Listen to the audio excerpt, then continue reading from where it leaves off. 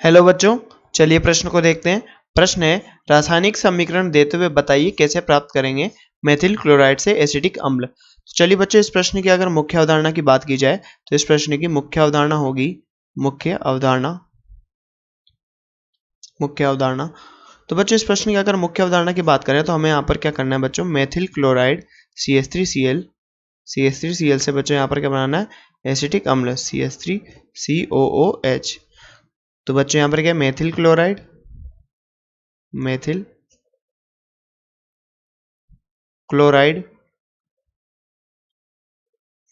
और बच्चों यहाँ पर क्या है, एसिटिक अम्ल।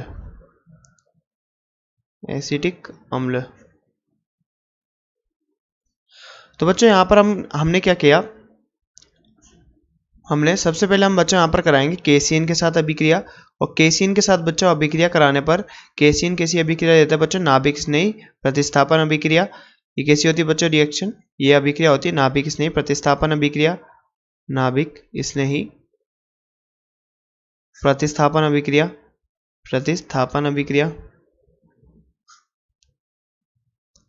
तो बच्चों यहाँ पर ये नाभिक स्नेही प्रतिस्थापन अभिक्रिया करेगा।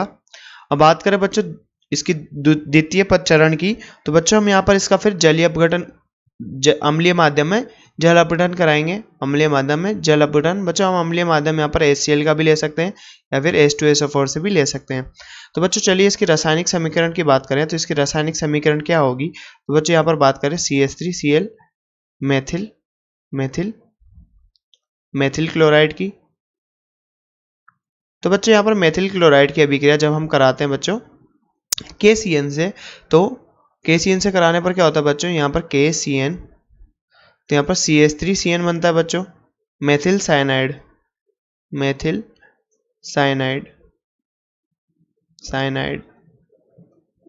बच्चों मेथिल साइनाइड प्राप्त होता है।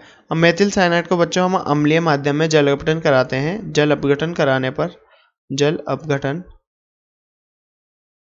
तो बच्चों जल अपघटन कराने पर हमें क्या प्राप्त होता है बच्चों, एसिटिक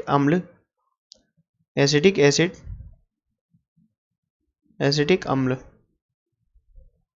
प्लस बच्चों हम बोल सकते हैं कि हमें यहाँ पर अमोनिया भी प्राप्त होगी NH3। तो चलिए बच्चों यहाँ पर आगे बात करें इसकी क्रियाविधि की। तो बच्चों क्रियाविधि की अगर हम यहाँ पर बात करें तो क्रियाविधि में बच्चों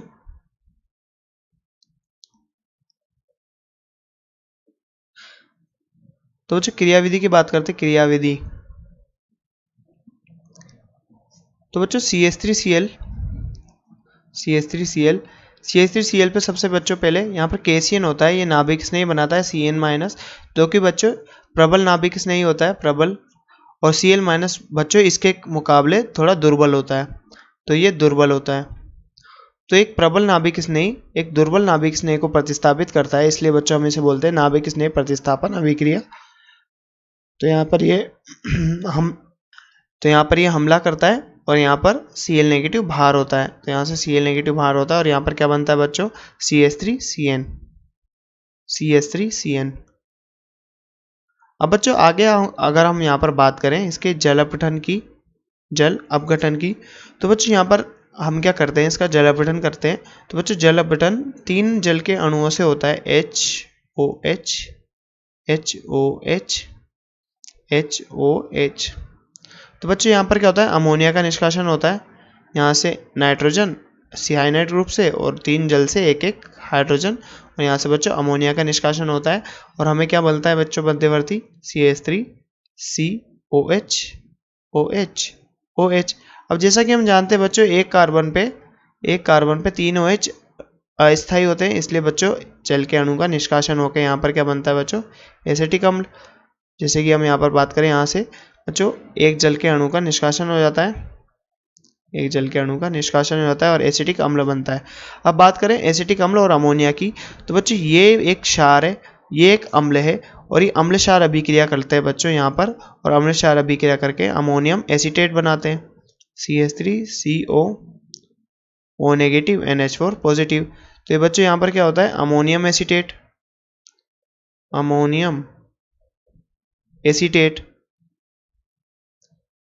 तो बच्चों हमें यहाँ पर अमोनियम एसीटेट प्राप्त होता है। अब ये अमोनियम एसीटेट बच्चों हमें यहाँ पर अम्लीय माध्यम इसलिए रखना होता है क्योंकि अमोनियम एसीटेट होता है बच्चों, अमोनियम एसीटेट बन जाता है, इससे हमारा प्रोडक्ट जो हमारा उत्पाद एसिटिक अम्ल है उसकी हानि होती है। तो बच्चों हम यहाँ पर पहले से अम्लीय माध्यम बना के रखते हैं ताकि इसका प्रोटोनीकरण करके हम एसिटिक अम्ल प्राप्त कर सके। हम यहाँ पर अम्लीय माध्यम बच्चों HCl का या H2SO4 का बना के रखते हैं ताकि हमारे उत्पाद की कोई हानि ना हो और हमें एसिटिक एसिड या एसिटिक अम्ल मिलता रहे। तो बच्चों जैसा कि प्रश्न में पूछा गया था कि मेथिल क्लोराइड से हम एसिटिक अम्ल की रासायनिक समीकरण देते हुए प्राप्त कीजिए, तो बच्चों हमने यहाँ पर इसकी रासायनिक समीकरण देखी, हम कैसे प्राप्त करेंगे। सबसे पहले हमने यहाँ पर KCN की अभिक्रिया कराई, फिर बच्चों इसका जलीय माध्यम में जल अपघटन कराया अम्लीय माध्यम में।